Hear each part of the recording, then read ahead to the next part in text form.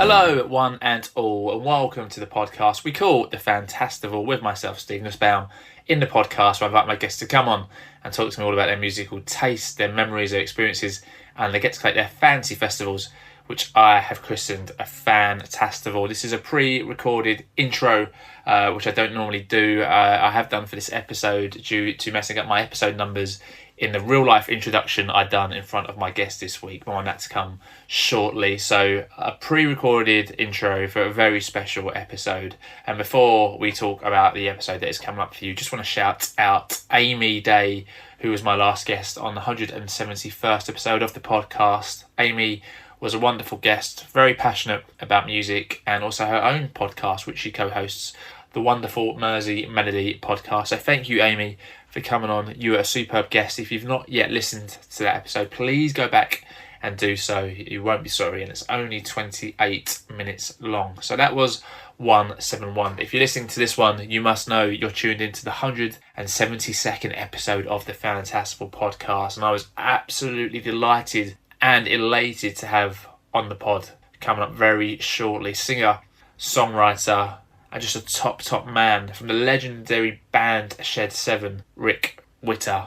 Absolute gent. We have a great chat that's coming up for you, all about the history of Shed 7, getting the #1 album, his anticipation and excitement of releasing the upcoming album Liquid Gold, which is out this Friday. And it's a real good chat, and awesome fantasy festival lineup coming your way as well. And for all you Shed heads listening to this pod for the first time, hope you enjoy it, and I hope you find out some new information at Rick that you didn't know before. So that's all you're going to hear from me. If you do enjoy the show, please subscribe on iTunes or on Spotify, where you can rate the show, leave a comment against the show, give us a follow on socials. So all that's left to say is, ladies and gentlemen, here he is finally on the Fantastival Podcast, Mr Rick Witter. Hello, Stephen. How are you? I'm all good. I'm so happy to have you on the Fantastival Podcast. I know how busy the Sheds are, and what an exciting kind of couple of months you've got coming up. Looking forward to hearing all about that, Rick, and your fantasy festival. But before we do that, I always like to check in with my guests, make sure they're all good from a mental health perspective. I think it's really important we talk about that. So, Rick, how are you, mate? I'm very well, thank you, and thank you very much for asking. We've had a very, very busy year. It's been quite full on. There's been situations I've found myself in that I haven't really had time to process as yet because we've been so busy. And I've learned over the years, the older I've got, that it's very important to stop and consider what's been happening around your life, whatever you might do in life, whether it's something that you need to kind of pick yourself up on, or something that's happened that's really good, that you need to kind of stop and kind of, appreciate what's going on in your life. So there's been an awful lot going on, and right until the end of the year, it's the same. So I will be looking back in 2025 at the year 2024. Fingers crossed the rest of this year is going to go amazingly well for us, and it will be remembered as a classic year. I think it's definitely looking that way for Shed 7. Obviously, we're going to talk about what the coming months hold for you. So, Rick, before we do that, let me take you back to kind of your earliest memory. So, what do you remember about being young and music? What are your kind of earliest musical memories? So, I was brought up in a very kind of music-orientated family. My dad's always had music on. My dad was in a band. He was a drummer in a band way back before I was born. I think at that time he had to give up doing it when he had my elder brother, because there was it was get a job kind of thing. You started to have kids. He was in that scenario. So he's always loved music. It's always been on and around. If we ever went on long family journeys in the car, there'd just be music blasting out, or at home. I remember my dad had this organ that he used to love playing. He couldn't read music, but he'd just pick tunes out and he'd play them really loud in the house, which, looking back now, is an amazing thing. At the time, it might have annoyed me because I might have been wanting to listen to a record in my bedroom and all you can hear is my dad playing his organ dead loud downstairs. But, it's just always been there. So I've got so many memories of growing up. Most of them revolve around music. When me and Paul first met and we formed our first school band, we were lucky in the respect that our parents didn't look at it as a kind of a bad thing. They'd allow us. I mean, we'd be allowed to bring a full drum kit and amps into our living room, and my mum and dad, after doing a long day's work, would sit in the kitchen to watch the telly whilst young kids were in the living room bashing out what was probably quite awful music. But they never stopped us. And at this point we're 14, 15 years old, so it's not like we'd just won a competition and we were going to go far. It was like just mates having a laugh and creating things. So fair play to our parents for allowing us to do that, because it gave us that breathing space. And then the obvious kind of when you start growing a bit older and you start rehearsing in rehearsal rooms, Paul's dad would take us, my dad would pick us up, ferry the equipment here, there and everywhere for us. And it's, things like that can be forgotten, but it shouldn't be, because it's like the seed of something that's happening, So yeah, I remember being 9, 10, 11, singing into my mirror in my bedroom with a hairbrush, pretending I was the pop star of the day. I think that's where I got to learn how to swing my hips, You mentioned playing records in your bedroom. So what would a young Rick Witter be listening to in his bedroom back in those days? So, I remember my first proper kind of getting into somebody was Howard Jones, weirdly. Wow. So this is kind of early 80s. It was the first kind of proper pop star that I'd put posters up on my wall and start collecting the vinyl and listening to it all the time. I have memories of us going on long journeys in the car, and there'd be my brother, me and my sister in the back. We'd all have Walkmans on and we'd all be listening to different things. So that alone for my parents must have been a bit of a nightmare, just listening to but 3 different versions of it. So Howard Jones was a thing, and then I got into U2. Paul was always more Simple Minds. When we kind of met, he was a big Simple Minds and I was more of a big U2, because apparently you're only allowed to like one or the other of those bands. So certainly when we were dead young, that was it. Oh, are you Simple Minds or U2? And then the radio was on all the time, and you'd pick things up that you liked and you'd turn it off if something horrendous came on. So as I say, just that. And then when I started to go to kind of high school, that's when the indie credentials came in. I think I've got a lot to thank my brother for, to be honest. He's 4 years older than me. Right. And in my formative years, 11, 12, 13, he was at this point 14, 15, 16, whatever. And he was mad on Gary Newman, Depeche Mode, Einstein and Neubaut, and, all of these quite industrial, heavy synth kind of bands. And because he was my older brother, I liked to rebel against him. So that kind of turned me onto guitar music, to be honest. If it wasn't for hearing all what my brother was playing in the bedroom next door, it might have been a whole different ball game. But I kind of, because that's what my brother liked, I wanted to be different. So I chose guitar music, which is when I started getting into things like R.E.M., The Smiths, the Cure. So there's always been a rich kind of seam of music running throughout since an early age, really. Lots of different kind of vibes going on. And did you always want to be a singer? Was that always for you? Oh yeah, definitely. I mean that's kind of something that I just have. Whereas, so when me and Paul met, we were about 11 when we met, and we met over the love of music. We bonded over a love of music. And maybe after about a year of listening to music in each other's bedrooms and talking about it, we thought, why don't we give this a go? So in my eyes, I'm the singer. It's what I've done in my bedroom for a long time, singing along to records, pretending I'm that singer in that band with a hairbrush. So I made Paul choose the guitar. And I guess, again, it's kind of a little bit of laziness here, because over the years I have tried to learn instruments, and after half an hour I just get so bored, and the guitar gets tossed across the room. Whereas, to give him his credit, Paul learned from scratch on probably a little bit of a weird, horrible guitar and persevered. And that's why he's such a great guitarist, and that's why I'm quite jealous of that, because I've never really had that mentality. Whereas for me, with my voice and how I go about singing, it's just me. It's natural. It's like I don't really have to give it much thought. So that says everything, doesn't it? I'm just very lazy. And obviously there were bands before Shed 7, so you and Paul have been playing together, like you said, since very early years. And then obviously that progressed into what Shed 7 become. Yeah.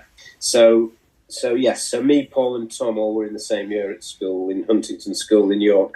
And we were a set of people.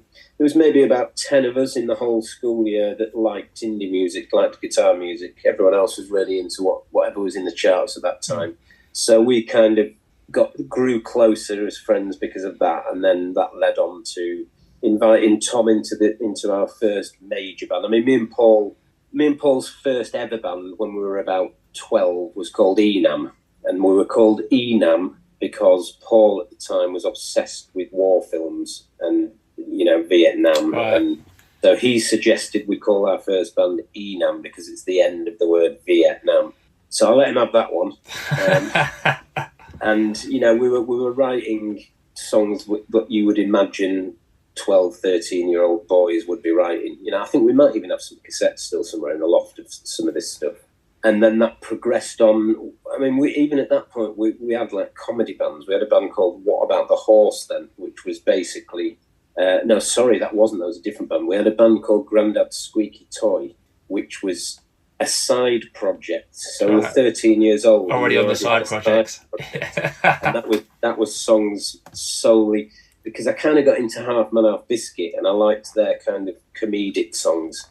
So we wanted to do something a little bit like that. So we had songs like, we had a song called Chocoholic, which was basically Paul playing some really weird riff, and I would basically just list a whole load of different brands of chocolate, which sounds ridiculous and was ridiculous, but was also a lot of fun. And we had a song called Fat Dog, which, is there a band called Fat Dog now? If there is, they've stolen the song from 1983 or whatever it was. And then that kind of led on to wanting to be in a full band. So we formed a band called Brockley Haven, which Tom Gladwin joined. So this is kind of 15, 16 years of age. And we were well into the House Martins and Jingly Jangly Pop at this point. So we'd do an awful lot of House Martins covers, but we also wrote a lot of our own songs, which I'd love to listen back to now, because we could probably nick some of it and use it for future Shed 7 songs, because it was actually quite good. And then you leave school, kind of what happens next. You know, then the Stone Roses album came out, and that's what really made us sit up and take notice of what music could be like. Certainly the kind of music that we were listening to. And that Stone Roses album kind of hit us like a train, really. I think not just the music, which is obviously amazing, but the attitude, you know, the swagger, all kind of coalesced together, and it kind of made us all sit up and go, right, okay. So we've been writing songs that we think are okay, a bit jingly jangly, a bit, I guess, like what the Stone Roses did themselves, really. They were a goth band in the mid-80s. So that's kind of what made us want to pull our socks up, which is when we became Shed 7 and put a lot more time and effort into the coolness of it all. And Change Giver, your debut album, came out in 1994. I mean, that's 30 years ago. I'm not going to do like an album by album synopsis, although I think it'd be amazing to do that. But I mean, 30 years ago, some amazing tracks on there. I mean, how do you look back on that period now? I mean, it must have been such an exciting time for you. Well, it was weird. We formed in about 1990, so it took us 4 years of really hard graft and putting it out there to finally get what we really wanted. We all had jobs at the time. You know, you'd get a bit of a high, something had happened and it'd make you feel really excited, and then something else had happened that was awful, and it'd be like, oh God, you know. But all throughout that period of time, we're writing songs, and we're writing songs like Dolphin, and we're writing songs, well, quite a lot of that first album was written over that space of time, and certainly a lot of the B-sides that came with that album. Songs like Sensitive, you know, which is still, I think, is a great song. We should really play that live more. So yeah, just really exciting times. You know, we ended up going and playing in the City in Manchester in '93, and we didn't really even understand what it was. We were just offered a slot in a pub in Manchester and realised it was the whole of the city was taken over with bands and music. But even then, we were kind of getting picked out. I think we were the top 3 band of that seminar, and we didn't even really know what it was. We just turned up, played, and buggered off again, you know.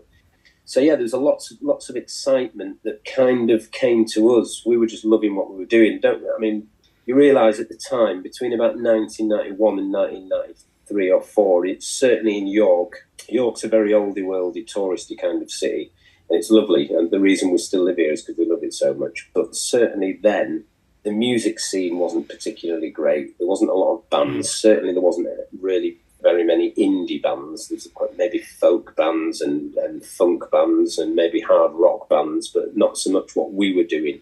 So I think at the time we were classed as really weird kids. You know, we had the weird hair and we wore the weird clothes and played that weird music. But we always stuck to our guns. We believed in ourselves. and something started to happen. We started to jump in transit vans with snares on our laps and drive to London and play in front of 3 people, and then drive all the way home again after, which is like a 5-hour journey there and back in them days. But we never kind of lost that belief. A lot of bands would try that, and on the journey home they'd be going, well, there was only 3 people there, it wasn't great, was it? And give it up as a bad job. But we always knew we had something in us that needed to be heard by a large number of people, and I'm glad we persevered, because that's where we find ourselves now. I was going to say, you find yourselves now, obviously a lot has happened in those 30 years. I'll skip to kind of earlier this year, where you released A Matter of Time in January, and 30 years later get your first number 1 album, which I think is a testament to Shed 7, also a massive testament to your fan base. I mean, it looked like a really busy week for you. You were here, there and everywhere, doing loads of signings and meeting fans. That I think is really important, and well done, and kudos to you guys for doing that. I mean, how did it feel when that album came out and then getting the news that you actually had a number 1 album? I mean, the whole music industry seemed elated for you, and all I could see on my Twitter timeline was loads of artists saying well done, loads of fans saying well done. You genuinely seemed elated and surprised and flabbergasted, but also you deserved it as well. Yeah, well, thank you. That's kind of need to say. I mean, it's a weird one, because obviously, yes, you're right. I mean, I've been saying it does go to show after 30 years that self-belief, perseverance, can pay off. So I guess the message is just never give up on your dream, really, I guess. I mean, getting to number 1 is absolutely amazing. If it had never have happened in our career, then I would have still died happy, because we've had such a great time doing it, and we don't do it for kind of that. We do it because we love creating things. We love being artistic, and there's nothing better than waking up in the morning with nothing, and then by the end of the day you've got something that you've created. That's the biggest buzz for me. But obviously, in this game, if you're going to release records and you're on a record label, then to get a number 1 is just absolutely amazing. So the funny thing is, yes, you're right, lots of people have been so lovely with us, but some people were kind of, how does it feel to suddenly get a number 1 after 30 years? But it wasn't suddenly. Yeah. We've spent years and years building up to this. We've spent, we kind of called it a day for about 4 years in 2004, came back at the end of 2007, kind of testing the waters. We just missed playing live as a band. We just wanted to get on a stage and play, because that's what we always loved to do. So, I mean, way back in 2007, we reformed and realised there's quite a few people who still were wanting to buy tickets to come and see us play songs that are 10, 12 years old from the 90s. And that kind of shocked us in a way, because we didn't really realise in the 90s that what we were doing actually would last and stand the test of time and mean something to people so many years later. So from that point on, we are suddenly doing a big Shedcember tour as the big come down every other year, and that gets bigger, and we're having to add gigs to it. We're upgrading the venues to cater for the amount of people that want tickets. And then that leads us on to releasing a brand new album in 2017, which was the first new material for 16 years or something. And that kind of bedded us as kind of a band that were a bit more relevant again, rather than just a nostalgia band. And then all the work we put into A Matter of Time. So basically that number 1 was a big build-up of years of really pushing it and making sure people were aware we're back and selling out all these gigs. So it's testament to our hard work and our belief. And if it had gone in at number 2, happy days. But to get that number 1, and also to break a record as the first kind of British rock act to wait, whatever it was, 29 years and so many months after their debut release to actually get to number 1 is... We're even breaking records these days. It's incredible. But you can only do that with age, can't you? Absolutely. I mean, it seems like Shed 7 are more relevant than ever, bigger than ever. Obviously, you've done 2 massive hometown shows in York. Again, you mentioned York earlier. I think that's a really nice thing to do. You like keeping your feet on the ground. You're still the same guys who you were 30 years ago and still doing those shows and still getting relevant support bands in as well. Yeah, I think it's really important, and I think that's why we're still here. It's why we're still here. It's why people are still interested. I just think it's really important. I think, in this day and age, if you're on Twitter, then you want to be on Twitter, don't you? So if somebody tweets me saying, why did you write that B-side? I'm going to spend a couple of minutes just replying to it, because somebody's interested in something that is quite interesting for them. Back in the day, you'd have to write to a band and you'd have to wait maybe 3 weeks for a response if you got one at all. So as long as people aren't going to tweet me asking what my favourite underpant colour is, then I'll kind of answer it, you know. Fair shout. And then, we spoke about the exciting times coming up for Shed 7. We have Liquid Gold, which is out this Friday, 27th of September, a reimagining of some of your most loved songs with an orchestra. So I guess, what is the idea behind that and getting an orchestra involved and reimagining those songs? Well, the whole idea for this came about. We discussed in the past doing something with an orchestra because it's just such an amazing thing to hear an orchestra, and we've grown up. You know, I've even got albums by the Rolling Stones, orchestrated versions, which Andrew Lou Goldman, their manager at the time, created. He'd take their songs and he'd make them into orchestral versions of it.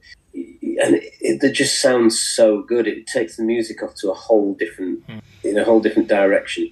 So we had an idea a while ago to do this, but then we thought, right, okay, so our 30th anniversary is coming up. Obviously, we've got this brand new studio album that's going to come out on the first week of our 30th anniversary. So we'd always had the plan, because record labels over the years have released about 3-4 different versions of our greatest hits. We were kind of a bit cautious that would happen in our 30th anniversary year. You'd get the same original recordings, perhaps put into different artwork sleeves, just to sell to make some money for them, basically. And we wouldn't see anything out of that. So we wanted to kind of stop that in its tracks. So we were kind of thinking, right, well, now is the perfect time to do this. We're coming straight off the back of a brand new #1 album. We've got the whole year to celebrate that, but also what else can we do? So basically, literally a couple of weeks after going to #1, we're back in the studio doing the Liquid Gold album, which we didn't need to, but we just felt, A, we don't want to rip off any of our really hardcore fans who must have 4 different versions of our greatest hits anyway. And B, we can have a bit of fun with it, so we can go and revisit some old songs from our past, and we can kind of not change them, but just make them a bit more grown up, because that's what we are now. We're a bit more kind of, with age comes experience. So the idea in our heads was to kind of reimagine these old songs as if we were writing them now for the first time. So there's slight differences, there's slight twists in each song, but not enough to put people off the original versions. I've been calling it grown-up music for grown-up people. That's the only way I can describe it.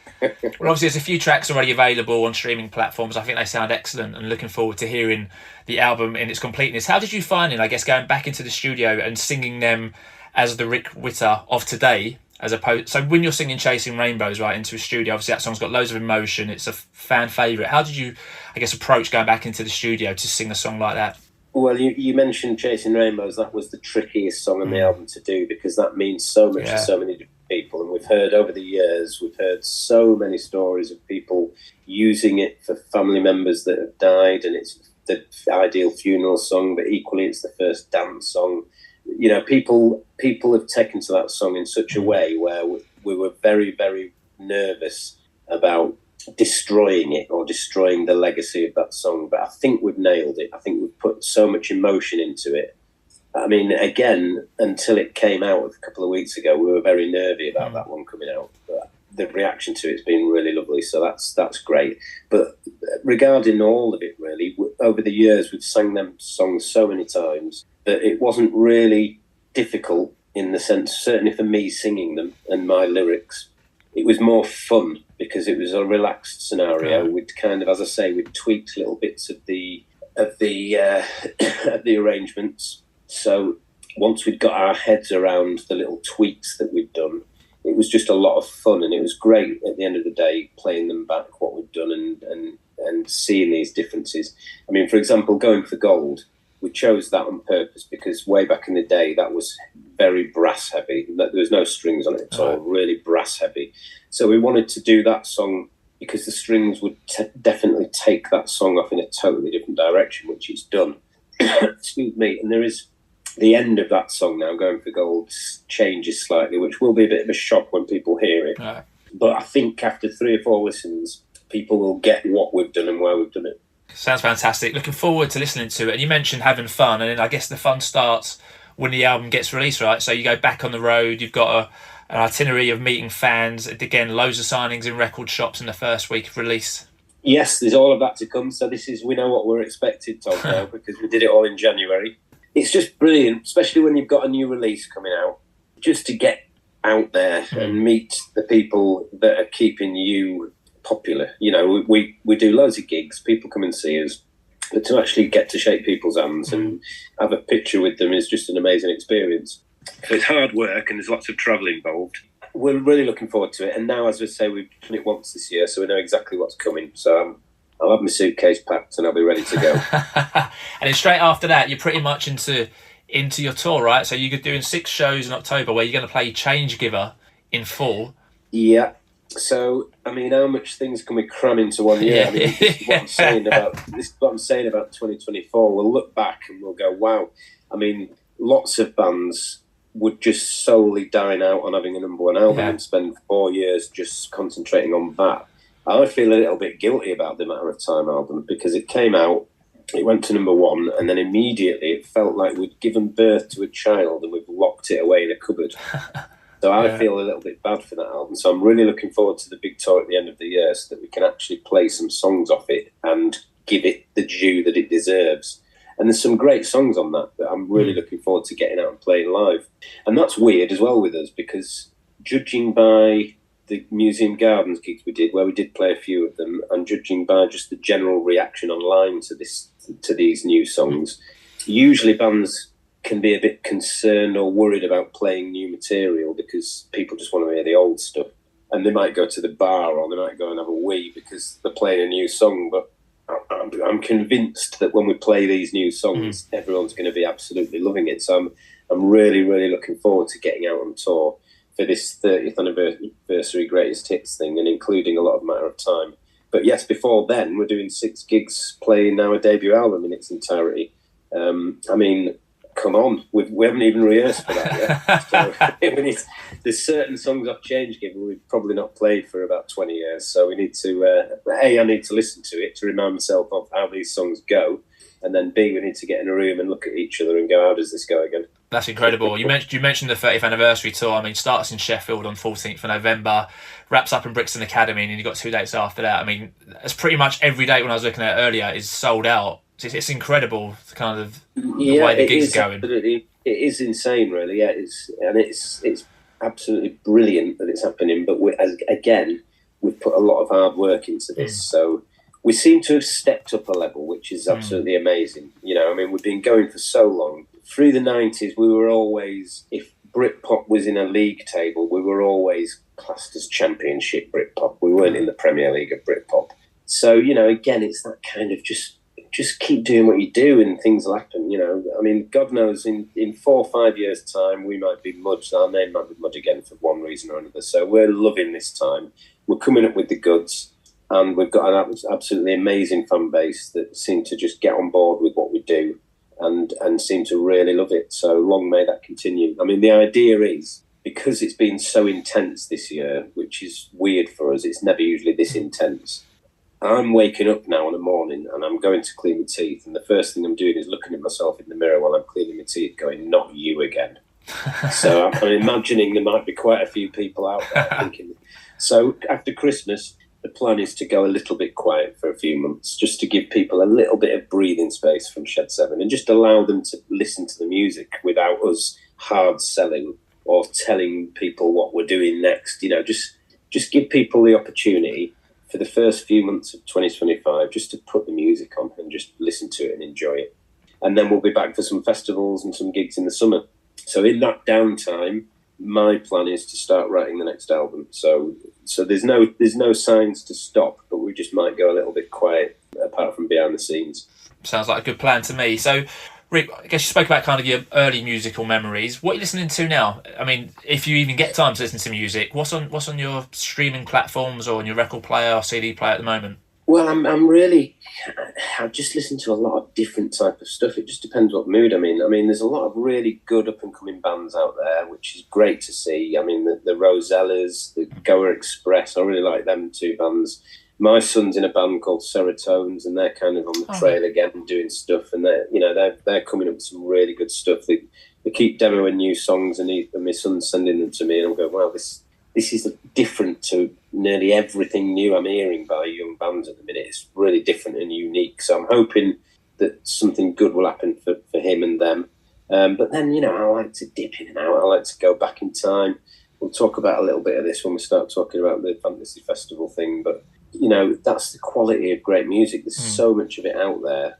I've got my staples. I always go back to the Stones. I love Elton John's 70s Greatest Hits. That's just an amazing album. You know, just there's so much of it. I can't really pinpoint anything in particular. You mentioned festivals next summer. I mean, I know Shed 7 and yourself have done your fair share of festivals. Are you a big fan of festivals? You like them? I never used to be honest. Wow. I always used to never liked them at all because I'm a quite self-conscious person, and if you're playing on a stage and you've got a few people at the front watching, and then you can just see thousands of people walking past to go to a different stage or a different area, you know, in a way, it's a buzz if then people stop and listen and then join in. That's a great thing. But I'm more of a person that all of you should just stop and be watching. Where are you going? So I'd be more concentrating on where them people are going rather than why they're not here. So the festivals way back in the day, if we were playing in a tent, I always preferred that to an open air stage, because in the tent you know that everyone's there because they want to see you, and it creates more of a magical atmosphere. That's me from the 90s. And by the way, I hate camping. I don't like muddy fields. So if it's chucked it down, it changes the whole atmosphere of a festival. You know, it's still a great festival, but it's more difficult to be open and have a chat if you've got your hood up or you're holding an umbrella. You know, I've been through all weathers at festivals. I've seen it all. I had a really bad experience camping with some friends in Amsterdam when I was late teens, and that's really put me off tents and camping forever. So, you know, if we do festivals, if I've got a nice hotel just down the road, clean sink, I'm happy. But these days, turning up at a festival and playing, I love. It's weird. Again, it must be an age thing. I absolutely love the work you have to put in to try and win people over who might not be there for you, because we're very lucky. We'll do gigs, we'll do our own big tours, and you know, everyone who's bought a ticket is there to see you, and it's an amazing atmosphere, and everyone looks like they're having an absolutely amazing time. Even on a cold, wet night in Blackburn on a Monday, within that venue, everyone's just having the best time. You know, no disrespect to Blackburn, by the way. So now I really love the buzz of playing festivals and trying to win new people round who perhaps weirdly after 30 years have never heard of us. You know, there is people out there, Stephen. I genuinely think there is people out there who've never heard of Shed 7.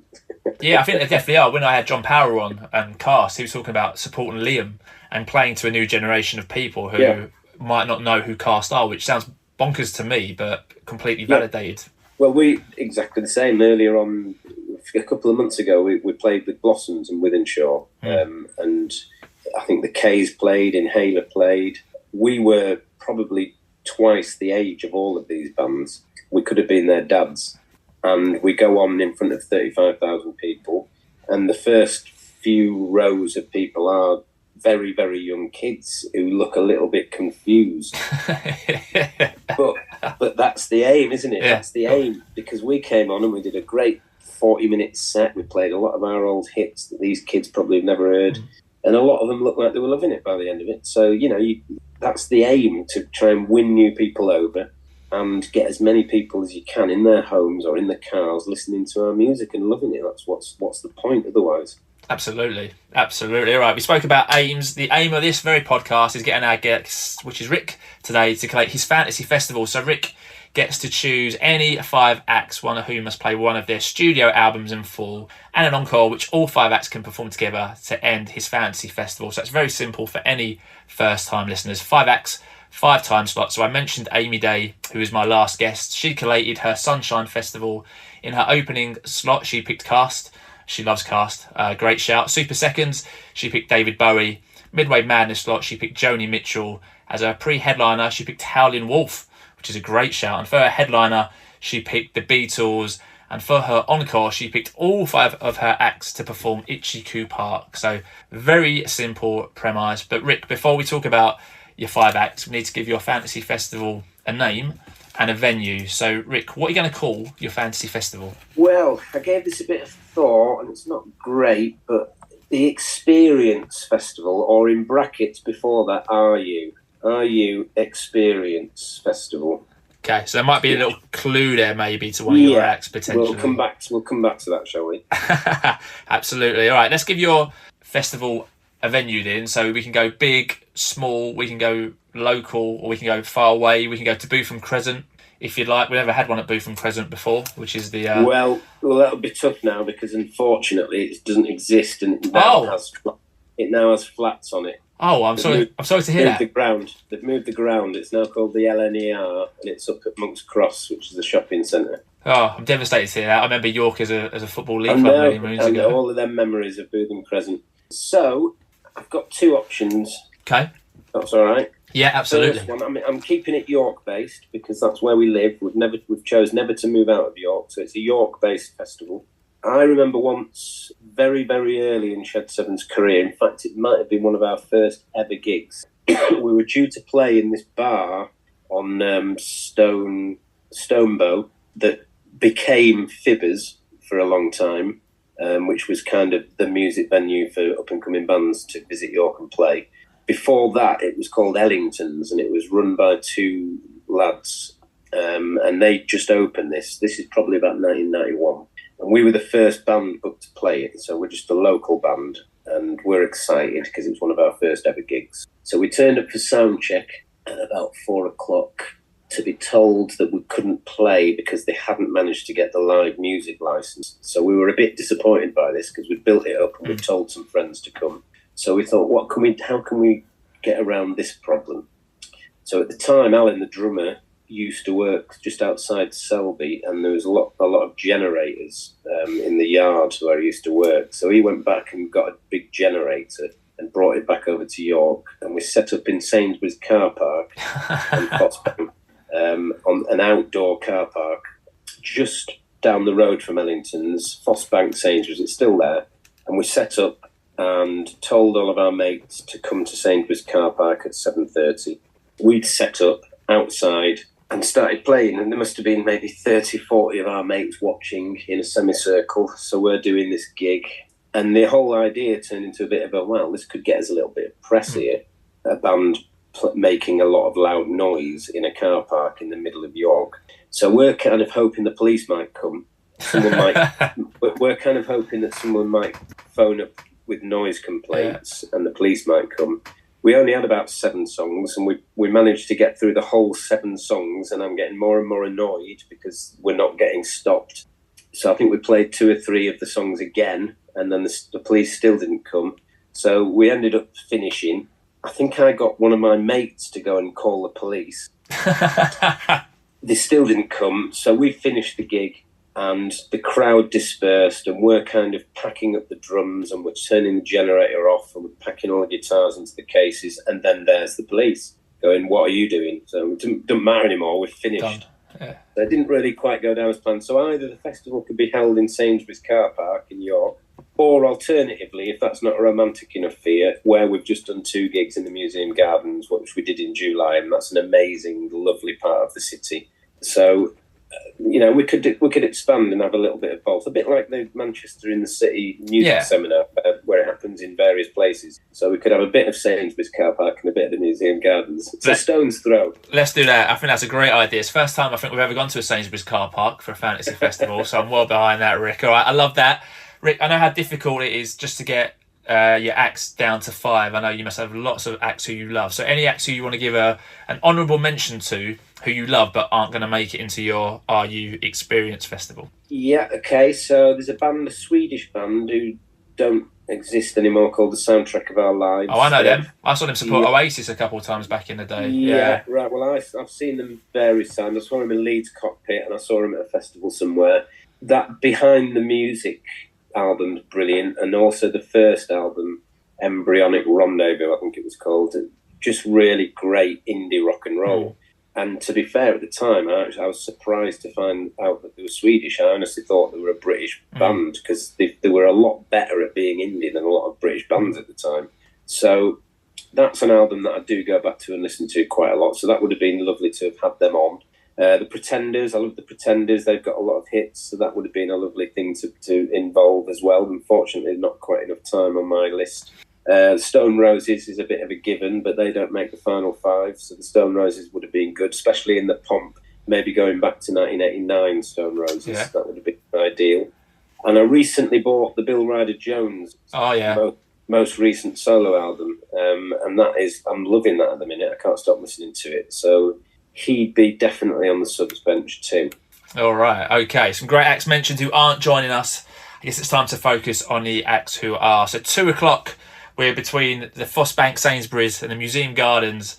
Time for your opening act, Rick. So who's going to open your fantasy festival? Well, I think the opening slot is quite an important one because you want to get people there, you want to get people in early. So I would go with probably 1972, 73 Shirley Bassey. Oh, great shout. Wasn't one that I had as an obvious choice. So, Rick, why Shirley Bassey for you and why that time period?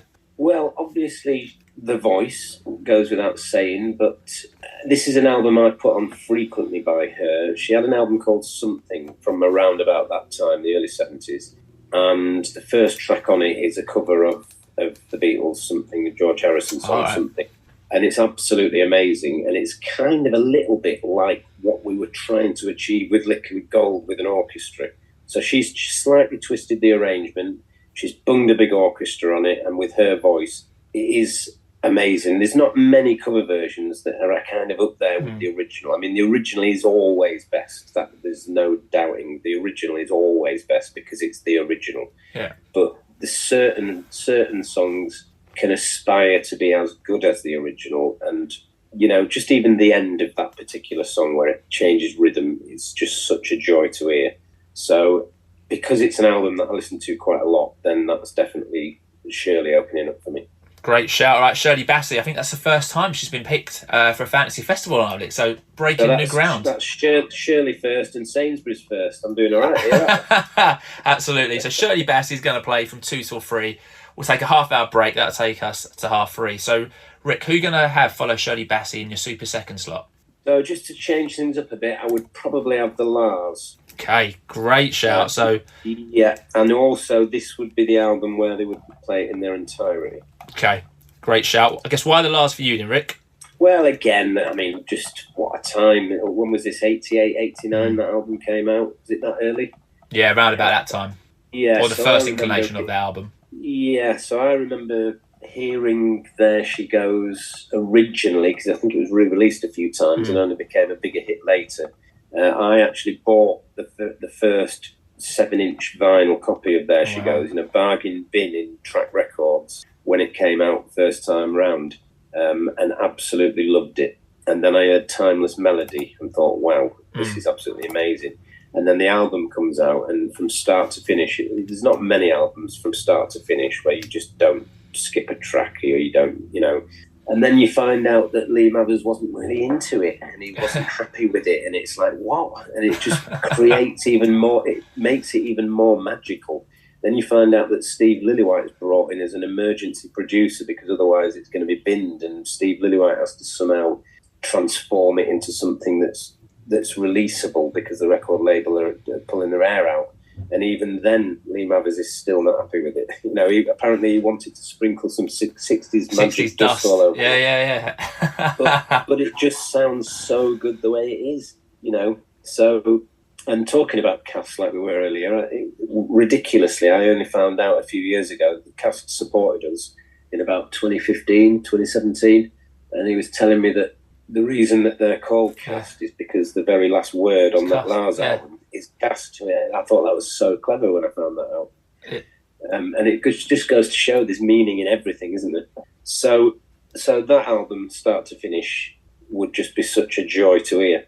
Great shout. I love it. Great choice, Rick. 5th time the Lars have been picked for a fantasy festival. They're going to be your super seconds and play from 3:30 to 4:30.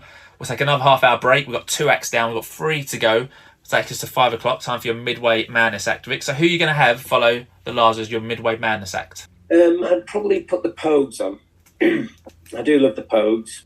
Again, totally unique. The history of the Pogues, the fact that Shane MacGowan obviously is Irish descent, but just being a punk and being involved in all of that time period, it's fascinating to see early footage of Shane MacGowan pogo in front of the Sex Pistols, and then finding his own way and creating that Irish kind of thing, but with a very rock and roll boozy edge to it. Always very entertaining. Master songwriter. I mean, wow, some of the songs the Pogues have written over the years is amazing. And I would like Kirsty MacColl to be involved. Yeah. Maybe not so much just for that Christmas song, but she's got such a sweet, lovely voice, and she was involved with the Pogues and the Smiths quite a lot with the backing vocals.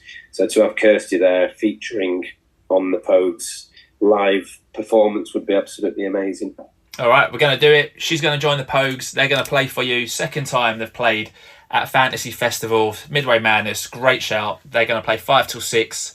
We'll take another half-hour break. That takes 6:30, and it'll be time for your pre-headline act, then, Rick. So you've got first 3 amazing acts, but who are you going to have as your pre-headliners? Okay, so this is another kind of treat for the fans that have bought tickets to my very, very cheap festival. I would have the Ronettes. Oh.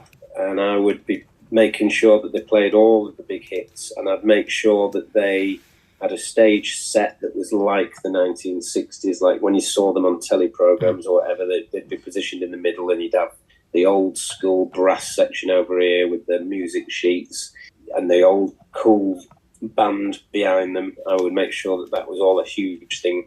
We actually did a festival, I can't remember how many years ago it was, but Martha and the Vandellas were at it. Wow. And they did exactly that. They had their old 60s stage set up, and it just looked ace. It was almost like you were transported back in time.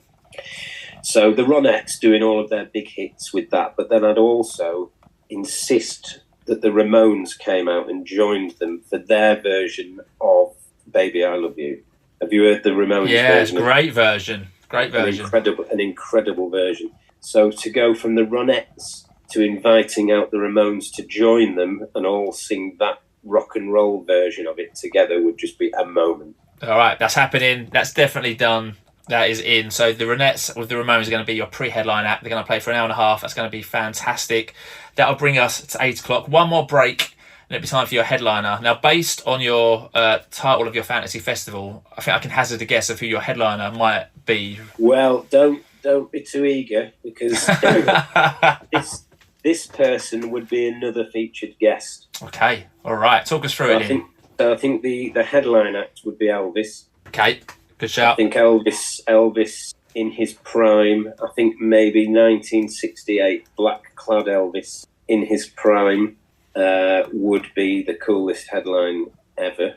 But then to introduce Jimi Hendrix halfway through the set, and for them to do a couple of duets, maybe a couple of Elvis well-known, and then put a bit of Purple Haze in there, or Hey Joe. I mean, imagine an Elvis singing Hey Joe. Has that happened? Is that a thing? Maybe we can make it. We can definitely make it a thing. It sounds brilliant to me. Yeah, so that would definitely be a thing, which hence why I would call it the festival experienced, or are you in brackets first? All right, I love it. All right, so we've got Elvis and Jimmy headlining your fantasy festival, 2.5 hours at 11 o'clock. What I would like to see is Elvis burning Jimmy's guitar. Wow. That would be the end. That would be the last song. Elvis on his hands and knees, Jimmy on his hands and knees, Elvis striking the match and setting the guitar on fire. That's the kind of money shot. That sounds incredible. That sounds amazing to me. And then they get to bring out the Ronettes, the Ramones, the Pogues, the Lars, and Shirley Bassey. We can even get Shed 7 on that stage. I think it'd be rude not to. All to play a song at 11 o'clock. Can be any song that you would have them play. Anything that you would want. I mean, that's a very different kind of type of artist on your stage for them to get to sing one song together. Well, it is, but this song I think they could get away with, and this song is a kind of go-to to me a lot, and it has been over the years. I think the sentiment of the song appeals to everybody, which kind of makes sense if we're all together. The Hollies, The Air That I Breathe. Oh, great shout.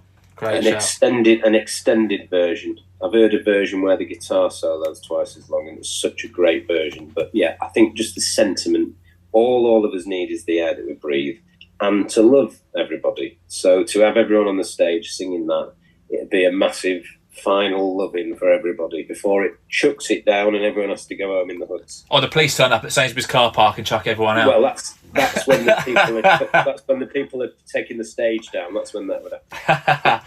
Amazing. All right, so let's lock that in. So we've got the RU brackets Experience Festival taking place at the Fossbank Sainsbury's car park and the Museum Gardens. We've got Shirley Bassey from 1972 opening for you, followed by the Lars, who are going to play their album The Lars in full. The Pogues are your Midway Madness. Then pre-headlining, we've got the Ronettes and featuring the Ramones. And headlining, we've got Elvis Presley featuring Jimi Hendrix. And for your encore, they're all going to play The Air That I Breathe. Sounds incredible to me, Rick. You happy to lock that one into the Fantastival Waltz? It does sound pretty sexy, actually, doesn't it? It sounds like you're onto something there. I think that's one that you should be very, very happy with. All right. So before we wrap this one up, then, you've obviously Liquid Gold out on Friday. Please go out and buy it and stream it, everyone. The tracks that I've heard so far are amazing. We have the signings, we have the Change Giver shows, and then we have the 30th anniversary. So lots to look forward to before we wrap this one up. Yes, thank you, Steve. Yeah, so anyone who might be listening who is coming to any of those, I shall look forward to seeing you there. There's maybe about a few tickets left for Margate, and then everything's sold out. So if there's anyone in Margate listening, get yourself down. It's a good night out. And obviously, yes, Liquid Gold 27th, which is this coming Friday. And fingers crossed we'll do okay in the charts again. But I can't wait to get out and play versions of that and some of Matter of Time on the tour at the end of the year. Going to be amazing. Rick, I'm sure people will know where to go, but how do people find Shed 7? What's the easiest way that people can find on socials and websites or anything that you want to plug? If you head down the A64, that'll take you to York, and we're around there somewhere. Shed7.com, and we're all over Facebook. If you go to shed7.com, you'll find everything you need to know. Absolutely. Fantastic. So that is it. Thanks to everyone for listening to the 172nd episode of the Fantastival Podcast. And if you've enjoyed this one, please subscribe, give the Fantastival Podcast a review on iTunes, or you can give us a follow on Spotify. You can also rate the show, and you can also comment on the episode. So please do that. And don't forget to recommend the pod to all your families and friends. Shed 7 and Rick are on socials. They're on Twitter. So is the podcast. So if you don't follow us, make sure to do so. Go and find us at Fantastival P. And we are also on TikTok under Fantastival Podcast, and also on email at fantastivalpodcast@outlook.com. Unfortunately, we don't play music on this podcast, but I'll get some tracks from Rick. We'll make a nice little Spotify playlist of all the acts that he's spoken about and bring that festival to life and give a real insight. So just scroll down on your episode description and there'll be a nice little link there for you. So Rick, you honestly have been one of my aims when I first started this podcast to get you on. I'm delighted to have you after 172 episodes. I know you're an old pro at doing these interviews, but how have you found coming on the Fantastival Pod? I've thoroughly enjoyed it, Steve. It's something slightly different rather than the norm. You didn't ask me how we got our band name, so you've gone up in my estimations quite a lot there. Thank you for that. It's been great fun. Thank you very much. And just to say, because now I'm thinking some people might actually be a little bit interested because I threw it out there. So just to stop people tweeting me, I'd say underpants black. I was going to try and come up with some witty question after that, and I thought, you know what, I'm just not going to do it. So I'm glad you revealed that, Rick. But honestly, best of luck for the future. Best of luck with the week that's coming up. Have all the fun in the world. And everyone who has seen or been to a Shed 7 gig always tells me how great they are. So, I hope to see you at one very, very soon. But all the best. Look forward to seeing all the pictures, all the videos from the signings. I'm sure there's going to be some great stuff coming out. Hey, Steve. Thank you very much, Steve. All right, I'll be back next week then with episode number 173. So please make sure to join me for that one. But until then, stay safe, my Fantastival friends. Please continue to spread the word. And that word is Fantastival. Thanks for listening.